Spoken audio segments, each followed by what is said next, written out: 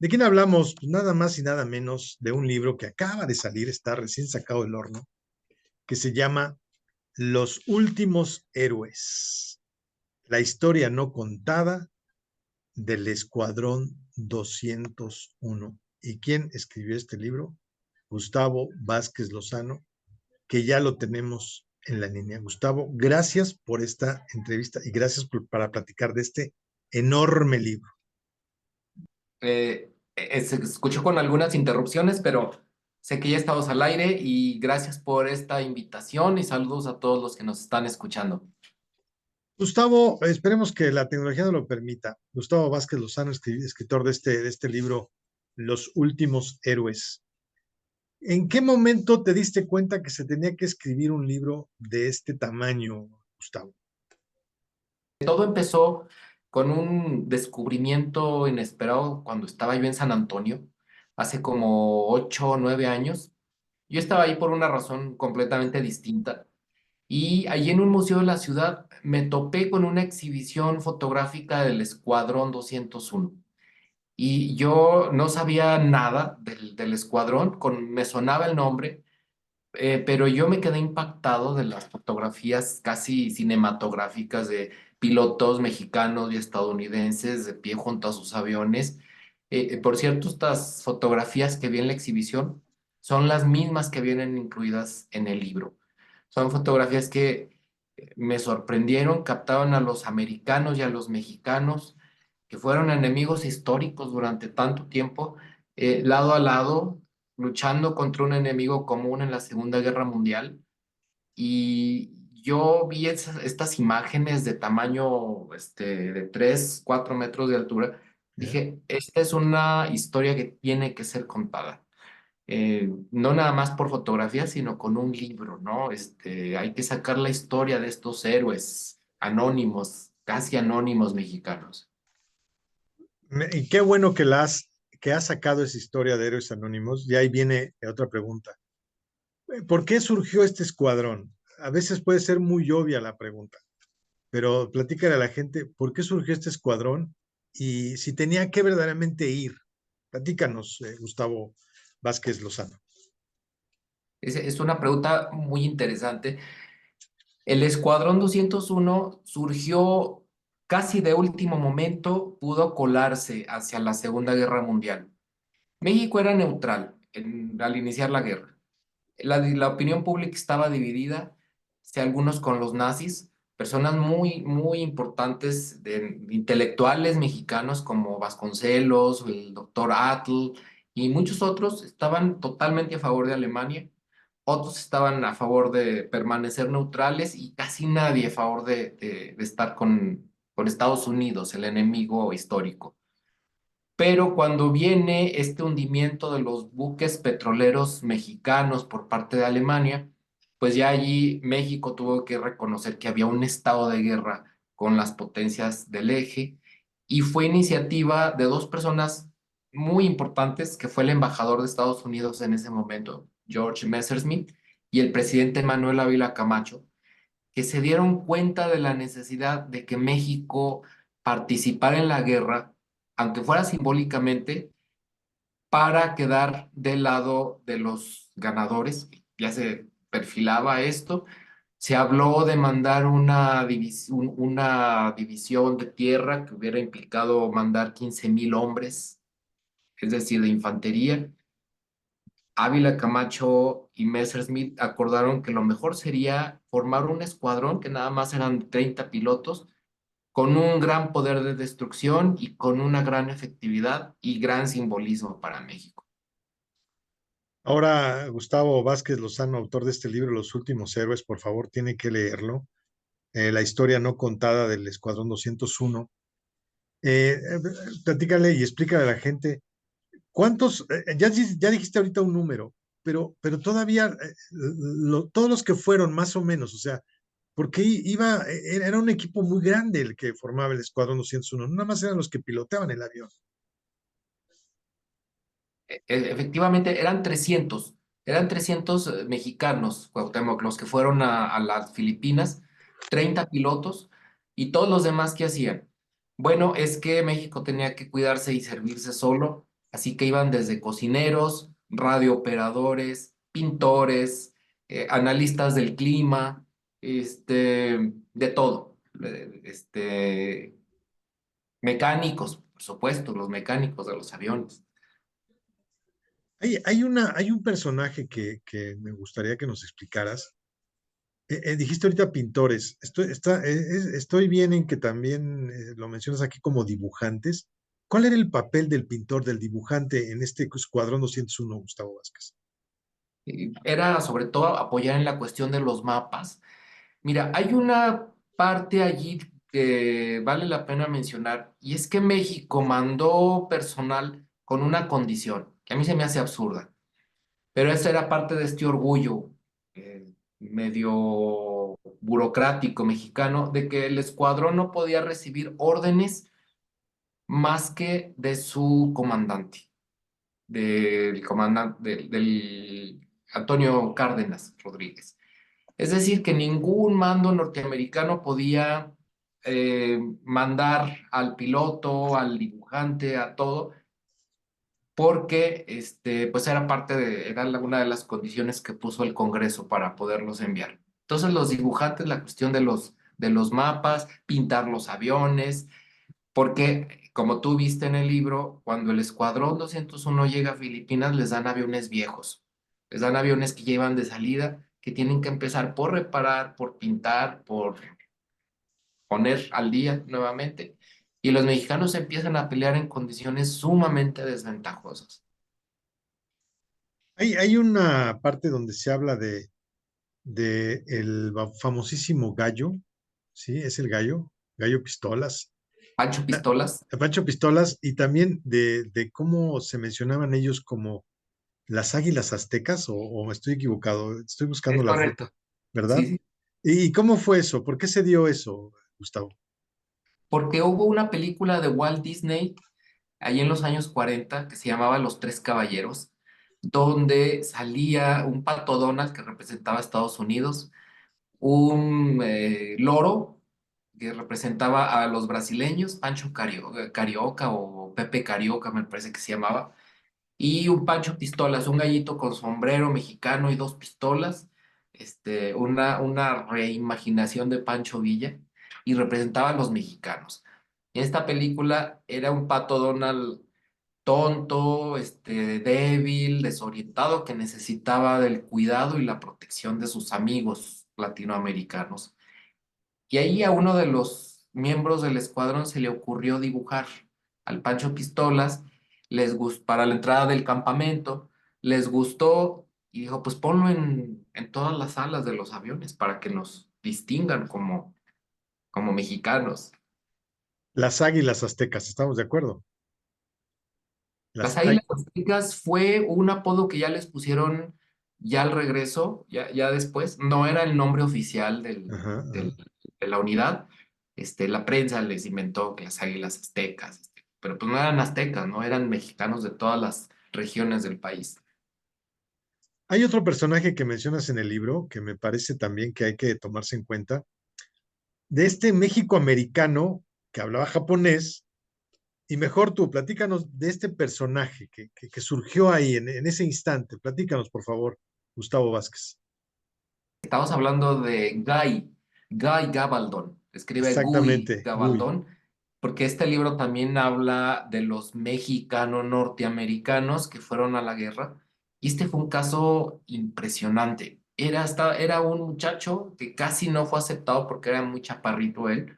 Casi no fue aceptado para ir al Pacífico, pelear contra Japón. Y él se quedó huérfano de niño, fue adoptado por una familia de japoneses, aprendió a hablar japonés de la calle, como él decía, el de las pandillas, el de todos los días. Allá en el Pacífico le sirvió muchísimo esta habilidad para, en una ocasión que se vio rodeado de hordas de japoneses, qué capacidad de negociación debió de haber tenido que los convenció de rendirse con su japonés de la calle, les dijo que habían peleado con honor, que él traía atrás de sí una fuerza extraordinaria y que se rindieran. Y así se los fue llevando hasta una sola persona logró que se rindieran 1500 japoneses que, como tú sabes, tenían la consigna de jamás rendirse. Y ahora platícanos, que lo mencionas muy bien en el libro, Gustavo Vázquez, autor de este libro, Los últimos héroes. Platícale cómo le fue a los mexicanos en la cuestión de la discriminación cuando llegaron a tierras norteamericanas, que mencionas ahí varios momentos. No los menciones todos, pero para que la gente le den ganas de leerlo. Mencionas algunos momentos de esta discriminación que sufrieron nuestros mexicanos del Escuadrón 201 en este viaje, ya al entrenamiento al momento de llegar a Estados Unidos, Gustavo. Cuando el escuadrón primero fueron a entrenar a Texas, recibir capacitación, a Idaho, algunos otros, ellos iban muy esperanzados y se van topando con que en los restaurantes letreros que decían no se admiten perros no mexicanos, o que llegaban a comer a algún lado y les decían no te puedo atender. ¿Y por qué no? Porque eres mexicano. Hasta que tenían que ir con las autoridades militares y les decían, oigan, vienen a ayudar, vienen a pelear con nosotros. Entonces los mexicanos llegan a Estados Unidos con estos signos de discriminación. Nadie los quiere, no los quieren entrenar porque no saben inglés, no los quieren los instructores, no los quieren en el pueblo, no los quiere nadie, pero cuando regresan de la guerra los reciben como héroes en San Francisco. Creo yo que es una cuestión simbólica que representa el cambio que hubo en la relación entre México y Estados Unidos. Y ese es el principal punto que yo manejo en mi libro, que el triunfo del Escuadrón 201 fue más allá de lo militar, que fue muy modesto. Fue reconfigurar las relaciones diplomáticas entre nosotros y el país del norte. Y ahora, en esta reseña que haces de este escuadrón que se fue a entrenar a Estados Unidos, el entrenamiento fue fuerte, porque yo me imagino ahora, digo, lo estoy haciendo con mi imaginario actual. Yo veo a los Mariners, a los soldados norteamericanos que su entrenamiento en verdad es bueno, tremendo, ¿no? ¿Era parecido, igual, o cómo le fue? ¿Cómo se sintió el escuadrón cuando ya empezó esos entrenamientos en Estados Unidos? Yo creo que para ellos fue una cuestión muy retadora, muy complicada. Primero, no sabían inglés. Entonces estaban, desde que les pusieron películas con canciones en inglés y la traducción abajo y una pelotita que iba brincando para que, o sea, estos métodos rústicos del inglés, eran muy jóvenes, tenían muy poco tiempo de haber sido pilotos, tenían muy poca experiencia, pero ellos, de hecho, escribieron sus cartas despidiéndose de sus familias porque estaban seguros de que se iban a morir en la guerra. Estaban seguros que no iban a regresar. En el discurso de despedida, Miguel Ávila Camacho les da a entender lo mismo cuando les dice, no se preocupen por sus familias, nosotros las vamos a cuidar. Para mí se me hace una despedida como adiós y hasta nunca, pero ellos fueron felices. De hecho, lo dice el libro en algún momento, hubo exceso de voluntarios para servir en el Escuadrón 201 y no se pudo llevar a todos. Hay una parte del libro que no sé si sea una hipótesis o si existe algo que lo pueda sustentar, ya, no, ya me lo dirás tú.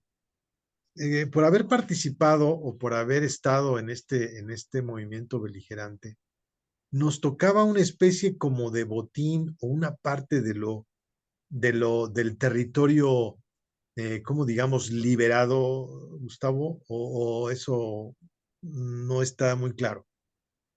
Yo creo que nadie sabía en ese momento.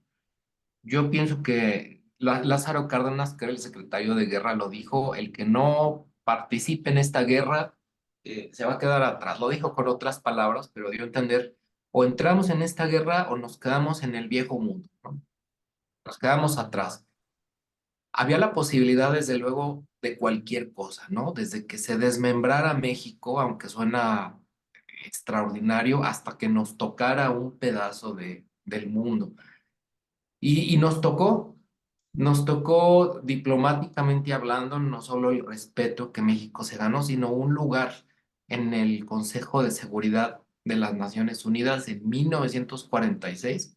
Estamos hablando del primer año que opera las Naciones Unidas, el 46, y México está sentado en el subórgano más importante de las Naciones Unidas y que decide desde si los británicos ya tienen que retirarse de Siria, del Medio Oriente. Ahí está México.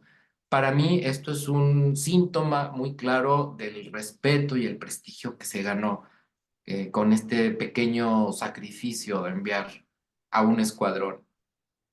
O sea, ¿no nos tocaba una isla de Filipinas, Gustavo? Yo creo que sí. Y ahora platícales la anécdota cuando llegan a Filipinas. Ahí hay dos anécdotas que quiero que se las platiques, la de nuestro himno y la de la señorita que se viste como de China poblana. Sí, cuando ellos llegan a la bahía de Filipinas en un 30 de abril, entre 30 de abril y 1 de mayo, los forman para rendir bueno, la bienvenida, los honores a la bandera. Están las autoridades de Filipinas, las autoridades de Estados Unidos, y les dicen, ahora sí, el himno nacional mexicano. Y empiezan las alegres notas de la marcha de Zacatecas. Y todos se voltean a ver y dicen, pues no, no digas nada, ¿verdad? ¿Quién sabe qué pasó aquí? Le seguimos el juego. Y ya después se enteraron de que en Filipinas por ningún lado habían conseguido un disco con el himno nacional mexicano. En la embajada de Perú alguien había dicho, pues aquí tengo yo este disquito, dice Marcha de Zacatecas, pues ponles eh, en vez de himno. Y la hija del cónsul honorario en Filipinas estaba vestida como china poblana, les da un beso a varios de los miembros del escuadrón, que después le llaman el beso de la muerte, porque justamente esos fueron los que perdieron la vida en la batalla. Decían, oye, ese fue el beso mortal a todos los que saludó la señorita vestida de china poblana, fueron los que perecieron en el teatro de operaciones. Ahora, Gustavo, como maestro de historia, te voy a hacer pregunta como si fueras maestro de historia. Exactamente en qué lugares bombardearon nuestro Escuadrón 201. ¿Dónde fue el lugar en el que cayeron estas bombas? Fueron dos lugares, fue la región de Luzón, en las Filipinas, que ya estaba el japonés en retirada, pero eran cientos y cientos de islas, en cada una había un reducto japonés, y en la isla de Formosa, que hoy se llama Taiwán, fueron los dos lugares donde operó México. Y también platícales que lo mencionas muy bien en el libro, lo que opinaban, parafraseanos, lo que opinaban los japoneses y los alemanes cuando México declara la guerra. ¿Qué fue lo que dijeron? Me parece terrible, pero mejor tú que lo escribiste y que lo investigaste, ¿qué fue lo que dijeron estas dos naciones? Yo recuerdo que la cuestión de Alemania fue que no tenía caso hacerle caso, que no tenía sentido hacerle caso a la declaración de guerra de un país chiquito como México, así, con esa palabra, un país chiquito como México, porque darle importancia va a ser peor para nosotros los nazis. Japón tiene una respuesta mucho más escalofriante, que dice, no entendemos por qué México, al que nunca le hemos hecho nada, decide entrar del lado de los anglosajones, sí, así dice, y pues lo que se ha ganado es que va a ser aniquilado por el imperio japonés, y también esta palabra es textual, aniquilado. No, no, no, no, iban en serio, pues, no estaban jugando a los avioncitos. Mencionas al final, a manera de homenaje, a todos y cada uno, a todos los que participaron en el Escuadrón 201. ¿Te costó trabajo tener esta lista? Porque mencionas, insisto, todos, desde el comandante hasta el chef o al que se encargaba de las maletas, no sé, mencionas a todos. ¿Fue complicado encontrar los nombres y a manera de homenaje ponerlos en este libro, Gustavo? No, porque existe la publicación. Hay una publicación que hizo la Secretaría de Defensa Nacional en 1946 o 47, donde vienen, bueno, muchos memorandos, muchas cosas técnicas, y al final viene la lista de todos los que participaron, desde el coronel, el general que los llevó, hasta los últimos cabos que participaron. Así que esa lista ya estaba impresa y me pareció importante recuperarla, dado que pues, se trata de una publicación muy rara, ya muy difícil de conseguir.